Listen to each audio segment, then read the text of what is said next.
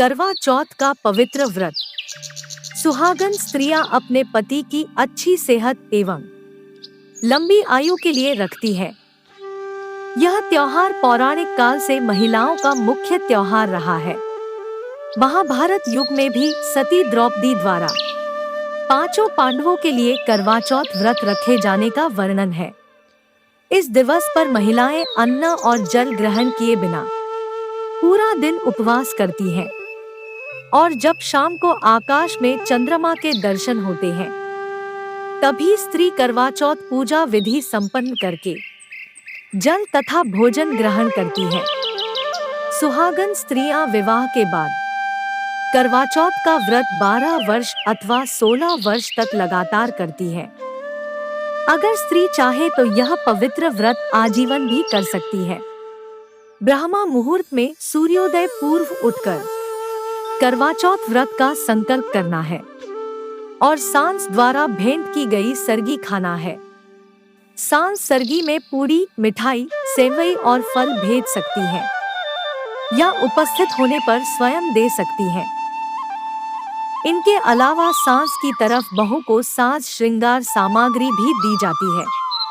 सूर्योदय हो जाने पर निर्जला जल युक्त अथवा जल और फल युक्त करवा चौथ व्रत शुरू करना होता है। इन तीनों में सबसे उत्तम निर्जला करवा चौथ व्रत बताया गया है। सारे प्राथमिक कार्य संपन्न करके व्रत रखने वाली स्त्री को 16 श्रृंगार करने होते हैं, जो आगे इसी लेख में बताए गए हैं। इसके बाद पूजन हेतु चौथ माता की एक छवि रखनी है अथवा दीवार पर गेरू से उनका चित्र भी बनाया जा सकता है।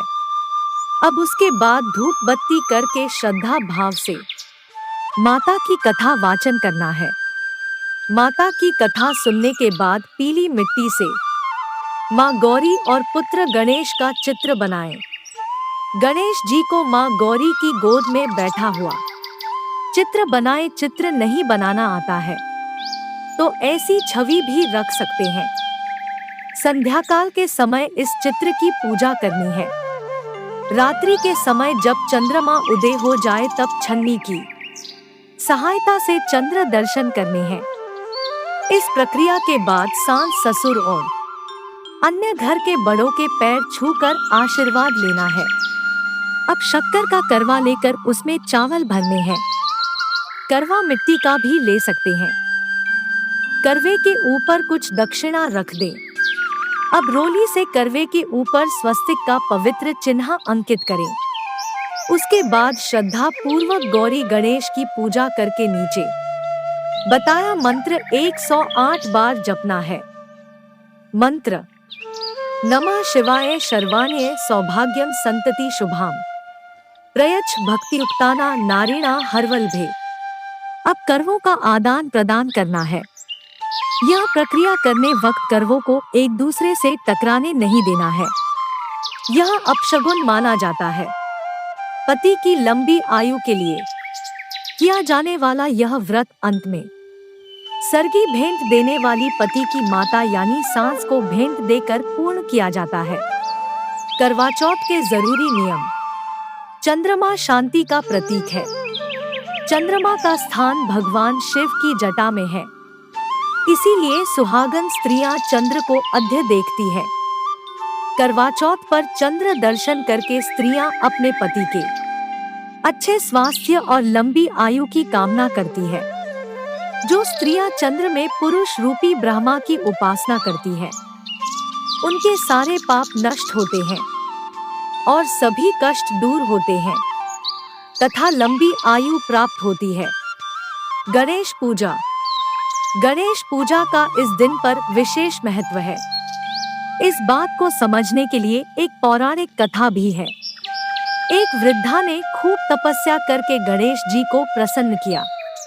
वृद्धा से जब गणेश जी ने वरदान मांगने को कहा तो उसने अपने बेटे और बहू से सलाह मशवरा लेने के बाद वरदान मांगने की इच्छा जताई। गणेश जी अगले दिन वृद्धा के सामने फिर प्रकट हुए।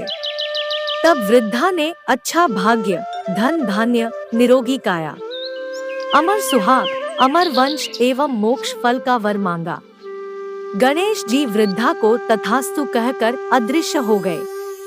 उसी दिव्य घटना के बाद से करवा चौथ के दिन गणेश पूजा होनी शुरू हुई ताकि जो वरदान उस वृद्धा को प्राप्त हुए वैसे ही वरदान गणेश जी करवा चौथ व्रत करने वाली महिलाओं को भी प्रदान करे। करवा चौथ व्रत कथा। करवा चौथ व्रत की कहानी। करवा चौथ व्रत की कई कथाएं हैं, जिसमें से यहाँ दी गई कथा संभवतः सबसे प्रसिद्ध है। एक साहूकार था, उसके 7 पुत्र थे और एक पुत्री थी। उन सभी संतान के विवाह हो चुके थे। कार्तिक माह पर कृष्ण पक्ष चतुर्थी करवा चौथ के दिन सभी 7 भाइयों की पत्नी और उनकी इकलौती बहन ने व्रत रखा था। शाम के समय सभी भाई भोजन करने बैठे तो उन्होंने अपनी छोटी बहन को भी कुछ खाने को कहा, पर वह व्रत के कारण खाना खाने नहीं बैठी। चांद अभी निकला नहीं था और 7 भाई की लाडली बहन का चेहरा भूख प्यास के मारे मुरझा सा गया था। इसीलिए उनके भाइयों से रहा नहीं गया। उन्होंने घर के बाहर कुछ लकड़ी इकट्ठा करके अग्नि प्रज्वलित कर दी और अपनी बहन से कहा कि देखो, चांद निकाल आया है। तुम चांद के अर्ध्य रोशनी को देखकर अपना व्रत पूर्ण करके कुछ खा लो। छोटी बहन तुरंत दौड़कर अपनी भाभियों के पास गई और उन्हें भी अर्ध्य देख व्रत खोलने को कहा। 7 भाभियां जानती थी कि यह उनके पतियों की युक्ति है। उन्होंने अपनी लाडली ननंद को भी समझाया कि वह अभी व्रत ना खोले, परंतु बहन ने अपने भाइयों की बात का विश्वास करके अपना व्रत खोल लिया, जिस कारण गणेश जी रुष्ट हो गए और कुछ ही समय में उस बहन के पति शारीरिक रूप से अस्वस्थ हो गए और उन्हें खूब आर्थिक हानि भी हुई। साहूकार की बेटी को जब इस बात का पता चला कि उसका करवा चौथ का व्रत अपूर्ण रहा था, इस कारण यह विपदा आई है, तो उसने अगली बार पूरे विधि विधान से करवा चौथ का व्रत किया। तब कृपालु गणेश जी ने उनके जीवन के सारे विघ्न हर लिए और उन्हें फिर से धन संपन्न कर दिया।